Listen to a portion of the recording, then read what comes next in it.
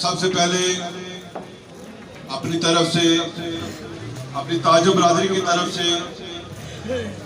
Action committee को मुबारकबाद पेश करता हूँ कि उन्होंने इस वक्त डिस्ट्रिक्ट पूंछ के अंदर हर शहर के अंदर धरने का ऐलान कर दिया है। इस पे उनको मैं मुबारकबाद पेश करता हूँ और ये यकीन दिलाता हूँ कि बहुत जल्द अंजुमन ताजरान आजाद कश्मीर की मरकजी बॉडी की मीटिंग होने जा रही है और उस मरकजी बॉडी के अंदर ये फैसला किया जाएगा कि पूरे आजाद कश्मीर के अंदर शटर डाउन की कॉल दी जाएगी और इंशाअल्लाह वो शटर डाउन उस वक्त तक रहेगा कि जब तक ये आटा नहीं सस्ता होगा, ये पेट्रोल और डीजल और चीनी की सस्ता नहीं होगा।